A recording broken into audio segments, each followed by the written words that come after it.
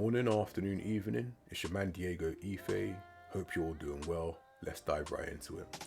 This topic is sexual jealousy and self-imprisonment. Okay, and it's part of my men's mental health series for the Soul Vu podcast. So, without further ado, sexual jealousy. When I think of it, my earliest exposure or exposures, if you will, was year 9, year 10.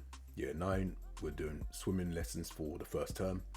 It was the first time I'd done swimming since I'd had my growth spurt in puberty, and it wasn't just vertical growth but downstairs growth too. Swimming trunks, which it was quite innocent to be wearing them before puberty. Now that I started and going through puberty, water, your things become a lot more visible and accentuated. So people had their opinions. I was the subject of certain discussions behind my back that I kind of, people might mention something. I kind of didn't think much of it. And do you know what I did? I actually started bunking the swimming lessons because I just said dead. I just started bunking them. And one time I got caught. Did I get Saturday detention? I got Saturday detention. Yeah. I got quite a few of them. But I digress. Saturday detentions. Anyway. Then the second encounter was in year 10. Year 10 was a very good year for me. One of the biggest transitions in, at that point in my life was my football career. Started off playing amateur football at the start of the year, although the team was affiliated with Fulham Football Club, and I ended up at Chelsea Football Club in contention for a full-time contract, and massive quantum leap. Before that, I spent time at Watford, and they made it clear to me that in order to contend with the intensity that's required at first team level, I had to increase my muscle mass. And obviously I wasn't decent enough conditioned, but to deal with the rigors, you have to increase your muscle mass. And so I started doing extra training in order to be ready to be able to fulfill the requirements. And so my body started to look like, resemble the training and the effort I'd put into it.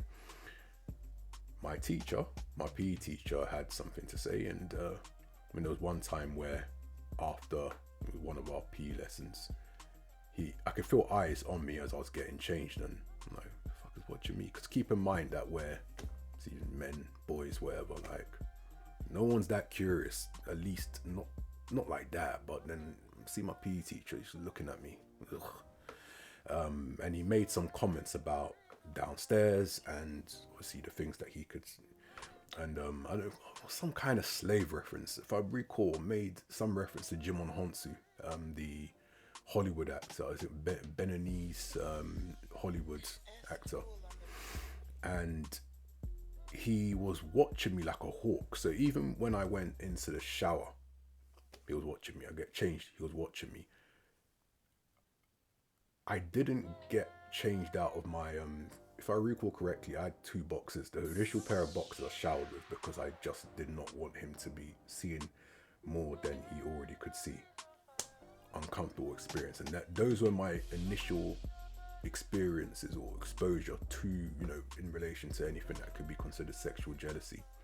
Now I want to fast forward to more like the present day, and the men's spaces. When it comes down to men's spaces, I say online, offline, particularly online, very revealing. Sexual jealousy, the extent of sexual jealousy online that I've seen, I would not seen anything like it offline.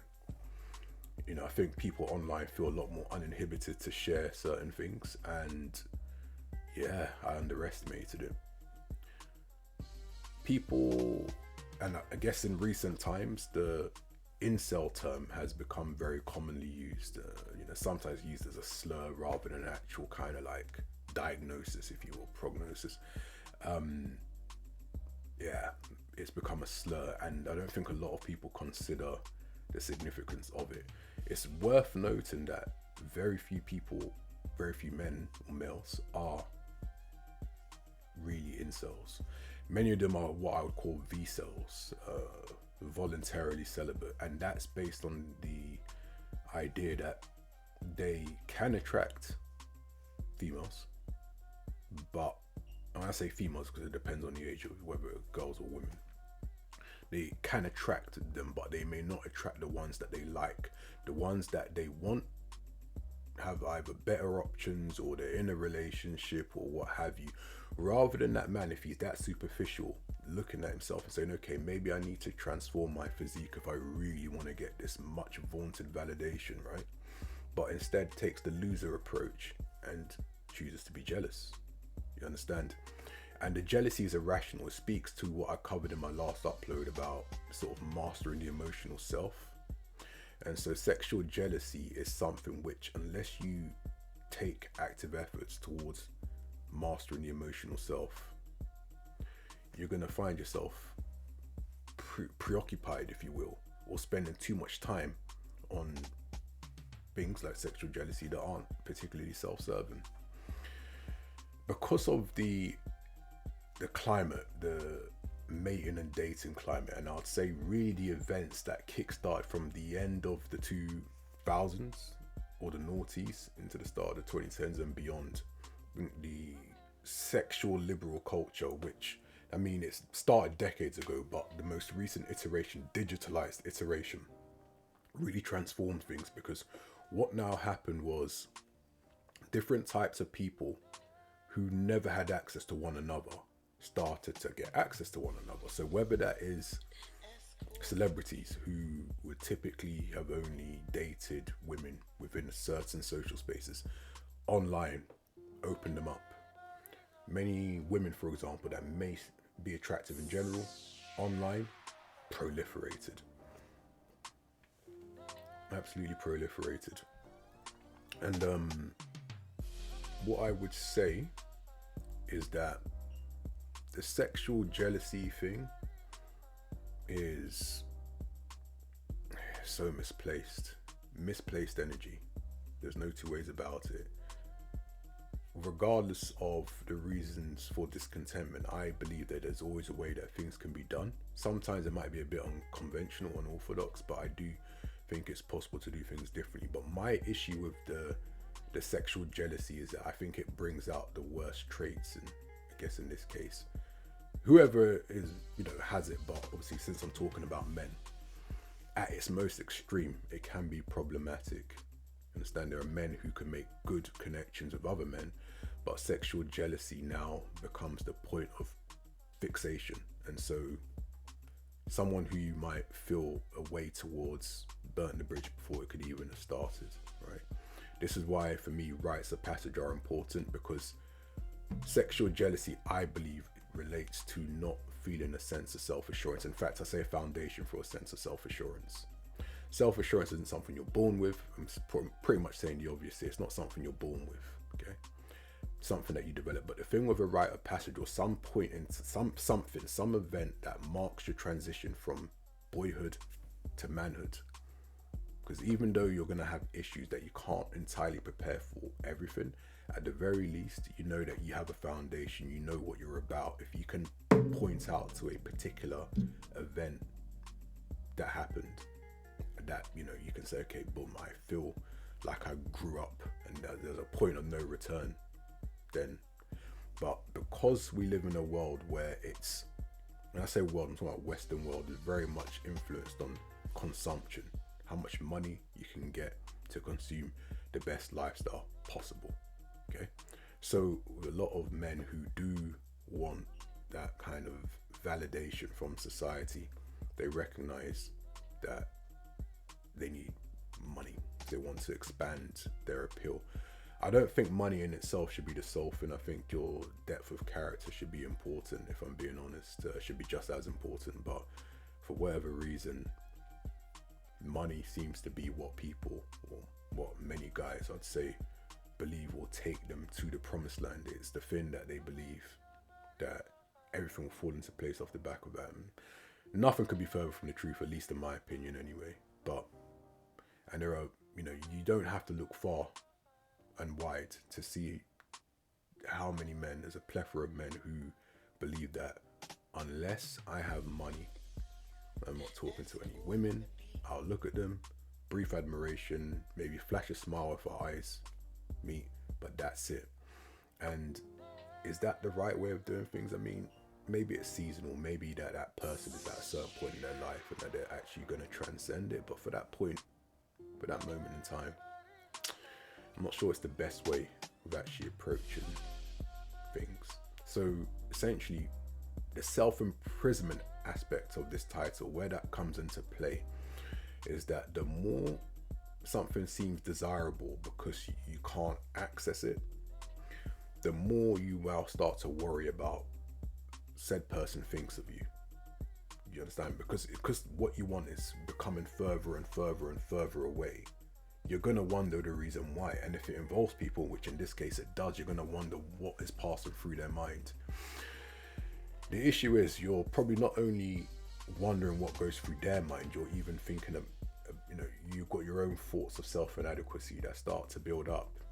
Before you know it, you've got a lot of white noise. And so you find yourself potentially serving a life sentence to your own negative thoughts and to what you perceive to be other people's thoughts. And along the way, you could lose sight of a lot of things. Now, I should say something. Validation from women isn't a bad thing, and in many cases can be a good thing. I think it's the preoccupation with it and the willingness to burn bridges with people just because it means so much to you. So yeah, that's what I mean by self-imprisonment. And the thing about that kind of self-imprisonment path is it's what leads people down certain paths which are not don't serve them really, let's face it. Whether you're looking at pickup artists, those who are so-called social scientists when it comes down to the art of securing women, right? And look, some of them may have some skills, some of them are more benign. Their approach is that some men want to get married, and so what I should do is help them to attain that goal, but there's going to be a graduation point. So they almost look at it as a conveyor belt, help one person after the other, in which case their goal is not fundamentally based on money. Obviously money is going to be a consideration, but it's not the most important thing to them. But they are a minority. The average pickup artist, commonly across social media, the average pickup artist is, after, bang for their buck, they're looking to clean up. And the reality is that is, the duty, I say duty of care. We're talking about adults here, so I don't want to talk as if they're victims or what have you, but yes, there's going to be a junior-senior dynamic. It's weird because, at least if I'm looking at it from a customer perspective, if I go to a pickup artist, I want to be, in quote, on par with what he has, assuming he is who he presents himself to be, which for many people is not the case. But for other people, in some ways, I know if it's subconscious, but they like the junior-senior dynamic. And certainly for the pickup artist or content creator, it's not in his interest for his supporters en masse to now secure the kind of relationships they want, because he loses social status and relevance. Here's what it is.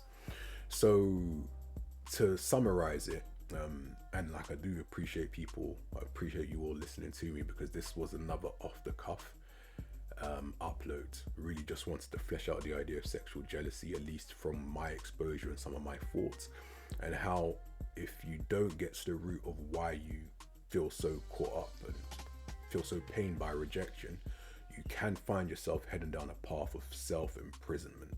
So obviously I've used it somewhat as a metaphor. But yeah, listen, I hope everyone is good, everyone's great. I think I might have said that earlier in the upload, but no, I hope you're all doing well.